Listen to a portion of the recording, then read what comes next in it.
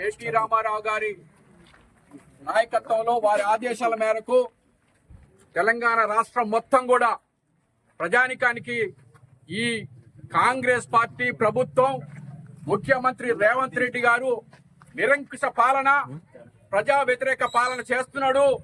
వాటినన్నింటినీ కూడా తెలియజెప్పడం కోసం బీఆర్ఎస్ పార్టీ పెద్ద ఎత్తున నిరసన కార్యక్రమం, దీక్షా కార్యక్రమం, రాస్తా రోకులు రాష్ట్ర వ్యాప్తంగా జరుగుతూ ఉంది.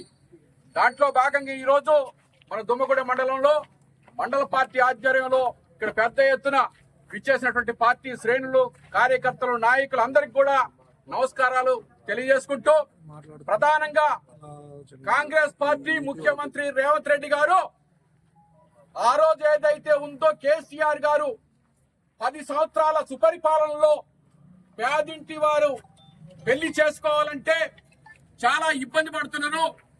అలాంటి మహిళల కోసం కళ్యాణ లక్ష్మి పథకాన్ని పెట్టి, షాదీ ముబారక్ పథకాన్ని పెట్టి, ఆ 2 పేర్లతో అన్ని వర్గాల ప్రజలు అట్టడుస్తాయినటువంటి బడుగు బలహీన వర్గాలు, ఎస్సీ, ఎస్టీ, బీసీ, ముస్లిం మైనారిటీలు, అదేవిధంగా అగ్రవర్ణాల కులంలో కూడా పేదవారు ఉన్నారు.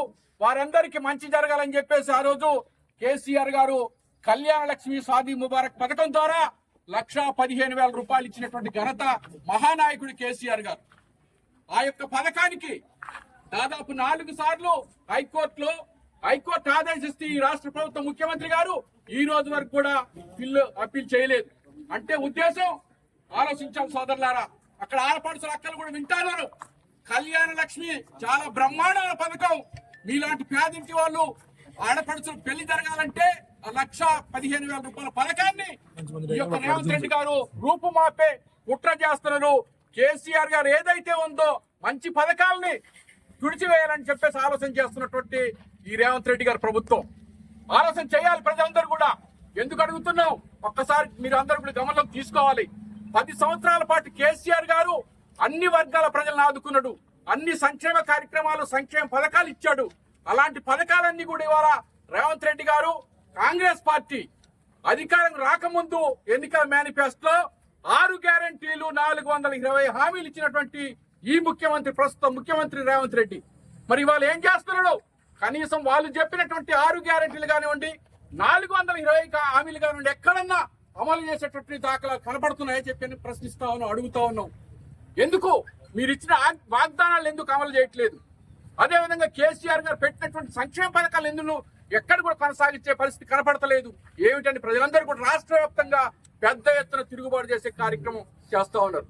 అందుకే మేము ఈరోజు రాష్ట్ర వ్యాప్తంగా బీఆర్ఎస్ పార్టీ, ఈ కాంగ్రెస్ పార్టీ ముఖ్యమంత్రి రేవంత్ రెడ్డి గారి యొక్క నిరంకుశ పాలనకు సమరగీతం పాడాలి, ప్రజలందరినీ కూడా సమయత్తం చేయాలని చెప్పేసి పెద్ద ఎత్తున ఈ ఆందోళన కార్యక్రమం చేపడతా ఉంది.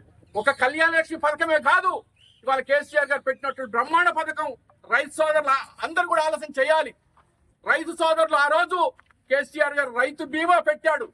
ఆ రైతు బీమా ఎవరైతే రైతులు ఉన్నారో వాళ్ళు ఏదైనా ఇబ్బంది కలిగి చనిపోతే ఆ కుటుంబానికి 5 లక్షలు ఇచ్చేటటువంటి ఇన్సూరెన్స్ పథకాన్ని కూడా ఇవాళ పూర్తి స్థాయిలో ఎత్తేసాడు ఈ రేవంత్ రెడ్డి ముఖ్యమంత్రి.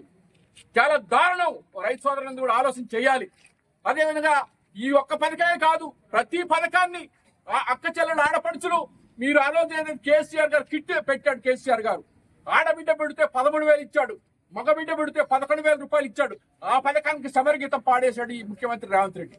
ఇంత దారుణంగా ఈ ప్రభుత్వం అన్ని పథకాలని పూర్తి స్థాయిలో ఎత్తేసే కుట్ర జరుగుతుంది. ఈ కుట్రలో భాగంగానే ఈ కాంగ్రెస్ పార్టీని రాబోయే రోజుల్లో సమరగీతం పాడాలి, గద్దె దించాలి, మళ్ళీ కేసీఆర్ గారి పాలన రావాలని చెప్పేసి బీఆర్ఎస్ పార్టీ రాష్ట్ర వ్యాప్తంగా ప్రజానికానికి అందరికీ కూడా తెలియజేస్తా ఉన్నాం. సోదరులారా, మీరు ఆలోచన చేయాలి.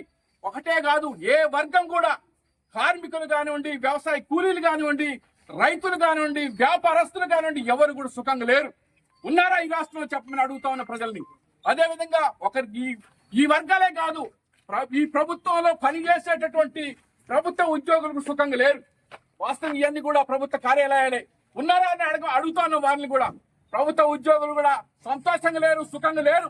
వారికి ఇచ్చినటువంటి డిఎల్ కానివ్వండి, ఇంక్రిమెంట్ కానివ్వండి, కనీసం వాళ్ళు దాచుకున్న డబ్బులు కూడా, జీపీఎఫ్ డబ్బులు కూడా ఇచ్చే పరిస్థితి లేదు ఈ ప్రభుత్వం. అందుకని ఉద్యోగ సోదరులను కూడా అందరినీ మేము విజ్ఞప్తి చేస్తున్నాం. రాబోయే రోజుల్లో ప్రజానికాన్ని అందరూ కూడా మీరు కూడా వారందరికి మద్దతు తెలియజేస్తున్న ఈ ప్రభుత్వాన్ని గద్దె దించేంత వరకు కూడా బీఆర్ఎస్ పార్టీ ప్రజల పక్షాన్ని పోరాటం చేస్తుంది. ఈ ప్రభుత్వాన్ని అడుగడుగునా నిలదీస్తూనే ఉంటామని చెప్పేసి తెలియజేసుకుంటూ, మీరందరూ కూడా ఒకటే, ఈ ప్రభుత్వం ఏదైతే ఈ నిరంకుశ పాలన ప్రజలకు వ్యతిరేకంగా చేసేటువంటి పనులని ప్రజానికం మొత్తం కూడా బీఆర్ఎస్ పార్టీ ప్రజల పక్షం నుండి నిరంతరం పోరాటం చేస్తుంది.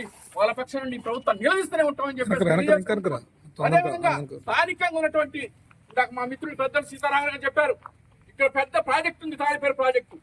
చాలా బ్రహ్మాండమైన నీళ్లున్నాయి. కానీ ఈ ప్రభుత్వం ఇక్కడ స్థానిక శాసనసభ్యులు ఈ మన ప్రాంతంలో గిరిజన ప్రాంతానికి రైతాంగానికి నీళ్ళు ఇచ్చే కార్యక్రమం చేపట్టడం లేదు. ఎంత దౌర్భాగ్యం అండి! ఎందుకు నీళ్ళు ఇవ్వరు? తాడిపేరు గేట్లు ఎందుకు ఎత్తడం లేదు? ఇక్కడ దాదాపు 15-20 చెరువులు ఉన్నాయి. ఆ చెరువులు నింపి ఈ రైతాంగం నీళ్ళు ఇచ్చే కార్యక్రమం తీసుకోరా? ఎంత దారుణం అండి! ఎందుకున్నారు ఈ ప్రభుత్వంలో ఈ శాసనసభ్యుడు? ప్రజా సమస్య తీర్చాలనేటువంటి వ్యక్తులు ఎందుకు ఈ పాలన చేస్తా ఉన్నారు?